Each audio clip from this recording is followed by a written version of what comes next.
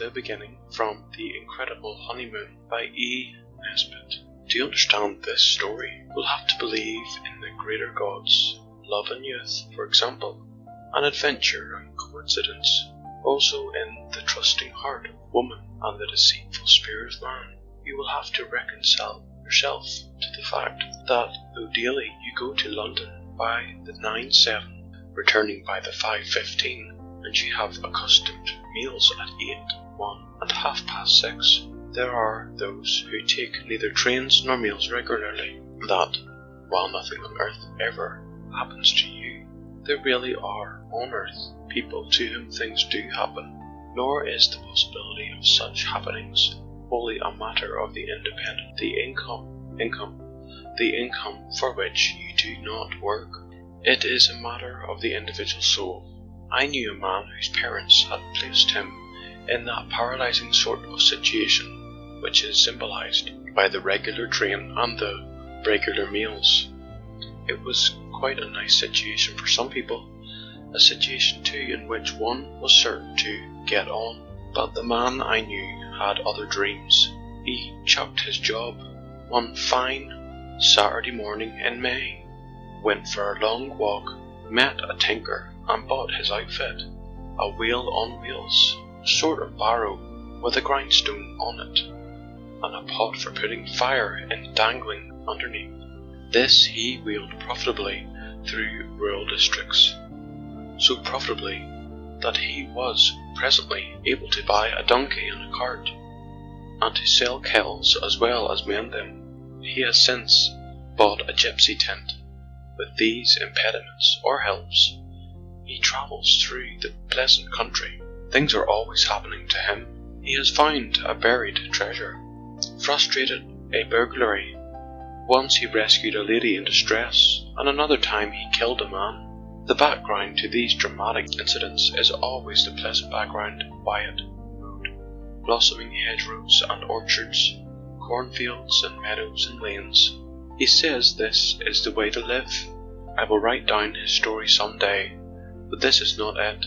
I only bring him in to illustrate my point, which is that adventures do happen to the adventurous.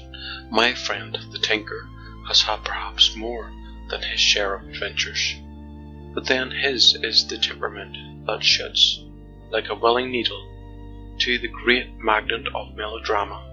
The temperamental needle of Edward Basingstoke followed the magnet of romance. In a gayer, if less comfortable age, he might have been a knight-errant, or at least the sympathetic squire of a knight-errant. Had he been born in the days when most people stayed at home and minded their own business, he would have insisted on going out and minding other people's. Living in the days of aeroplanes, motors, telegraphy, and cinematographs, in a world noisy with the nonsense of politics and the press, he told himself that the ideal life was the life of the farmer who ploughed and sowed and reaped, tended his beasts and filled his barns, and went home from his clean, quiet work to the open hearth whence the wood smoke curled up to heaven like the smoke of an altar. Destiny, in deep perversity, was making an engineer of him. He dreamed his pastoral dreams in the deafening clangour of the shops at Crewe, but not 10,000 hammers could beat out of his brain the faith that life really was, little as one might suppose it, just looking at it from Crewe, full of the most beautiful and delicate possibilities, and that somehow or other people got from life what they chose to take. While he was making up his mind what he should take, he went on learning his trade, and destiny seemed determined that he should learn nothing else. What we call destiny is really chance, and so far from being immutable, she is the veriest flirt and weathercock. She changed her mind about Edward, or perhaps Death, who is stronger than she, insisted and prevailed, just at the time when a faint dust was beginning to settle on his dreams, the sort of dust that thickens and hardens into clay, and you grow cabbages in it. Death intervened to save him. It was his uncle who died, and he left a will, and by that will certain property came to Edward. When the news came, he took a day to think of it, and he went to the works as usual that afternoon and the next morning. But next day at noon he laid down his tills and never took them up again. Instead he took a ticket to Oxford, appeared at the rooms of his friend, whom he surprised in slumber, and told his tale. "And you're going to chuck the shop," said the friend, whose name was Vernon Martingale, and his father a baronet. "I have chucked the shop," said Edward. "I chucked it at fate, as you might throw a stone at a dog. And that reminds me, I want a dog. Do you know of a nice dog, intelligent, good manners, self-respecting, and worthy?"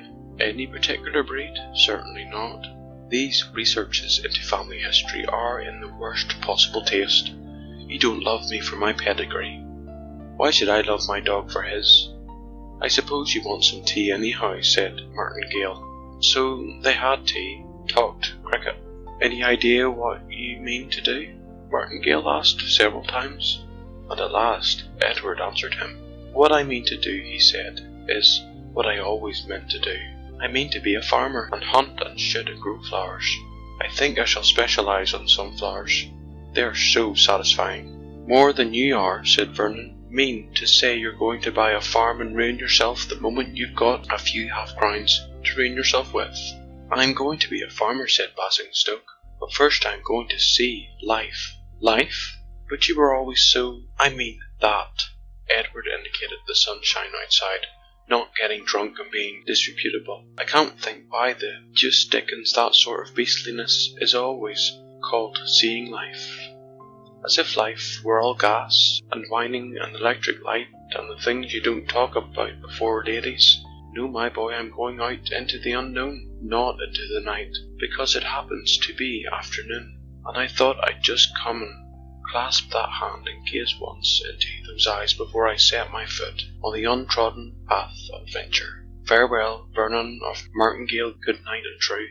Who knows when we shall meet again?" "I don't, anyhow," said Vernon, "and that's why you're not going till the day after tomorrow, and why I insist on knowing what you mean by seeing life, and why you're going to stay till tomorrow anyhow. Heaven forbid that I should criticise another man's tastes," Edward sighed, "or deprive him of any innocent enjoyment. If you want me to stay, well, I'll stay till tomorrow. And as for what I mean by seeing life, well, I should have thought even you would have understood that. I'm going to get a stick, and a knapsack, and a dog, and a different kind of hat, and some very large boots with nails, and a new suit, only I shall wear it all night before I wear it all day. Oh, Vernon, can't you guess my simple secret? He calls a walking tour seeing life." Vernon pointed out. "And who's going with you, and where are you going?" "The Harz Mountains, the Carpathians, Margate, Trouville." "What? The person who is going with me," said Edward, "is the dog whom we haven't yet bought. Come along out and buy him.